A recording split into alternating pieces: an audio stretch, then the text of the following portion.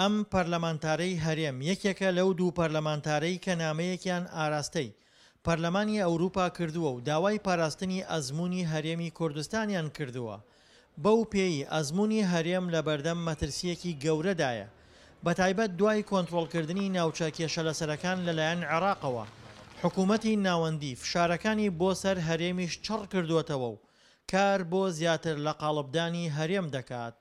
پەرلەمانی ئەوروپا هەڵوێستی هەبێت لەوەی کە ئێستاکە پێویستە بەجددی بێنە سەرخەت بۆ ئەوەی کە بانگەوازێک بکەن و هەڵوێستێکی فەرمیان هەبێت کە قەواری سیاسی هەرێمی کوردستان پارێزراو بێ، چونکە بە تایبەتی لە دوای 16 ئۆکتۆبەرەوە هەم قەواری سیاسی هەرێمی کوردستان لە بەردەم مەترسیایە و هەم گۆڕینی دیموگرافی ڕوئەدایە سا لە هەرێمی کوردستانە و تایبەتی لە دۆستخورمات و لە کەرکووک و لە شوێنەکانی تریش و بەڵام لەسەر و هەمیان دۆستخورمات و بۆیە ئێمە ئەو بانگەوازێکمان بە زمانی لزی پێشکەشکردن و لە جێگری سەرۆشی پەرلەمان و چەندین کەسی تر لە بەتایبەتی لە ئەو کەسانی کە لە مەلەفی عراقیا کارەکەن قسەمان لەسەر ئەوە کردووە کە بە زووترین کات بێنە سەرخەت. گەرچی هەزاران خێزانی کوردی ناوچە کێشە لەسەرەکان ئاوارە بوون و سەدان ماڵی کورد تاڵان کراون و تەقێنراونەتەوە، بەڵام هەرێم بەهۆی فشارەکانی سەریەوە نەیپەرژاوەتە سەر داکۆکیکردن لێیان.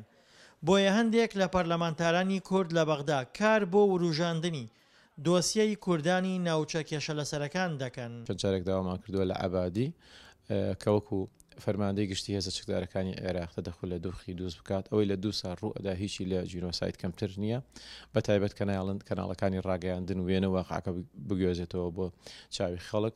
داوامان کردووە ئێستا وەک فراکسیۆنی یەکێتی لە ڕێگەی و کۆکردنەوەی واژۆی پەرلەمانتاران لە هەموو فراکسیۆنەکانی شیع و سونەشی تێدایە بۆ پێکهێنانی لیژنەیەکی بەپەلە لە پەرلەمان. دوای ئەم پشووە دەست پێ ئەکات و دەنگی پەرلەمانی لەسەر ئەدرێت.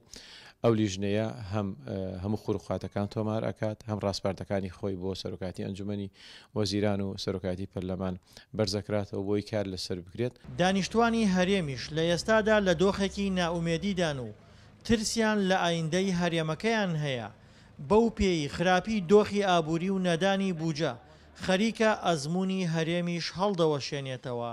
ئێستا ئەو پەڕی لە دوایشە تووشی خراپە دەبین، وای لاتۆ کابرا بە هەموو شێ و حکومەت عێراقی لەگەڵ ئێمە خەریکە لەڕێ ڕبانی و هەڵۆشێنەوە، سنوورەکان بەرێ، پارەی هەموو کوردستانم بەرێ، واش قاینێر لە ساکری بە 12 ئەی لەوە خراپتر چی کاکە؟ ئەی تۆ لە هەموو لایەکەوە ئێمە کێشەمان بۆ دروست دەکرێت لە حکومەتی عێراقەوە، ئێرانە، تورکیایە، هەمووی کێشە بۆ کورد دروست دەکا و ناڵمین بە دەوڵەت و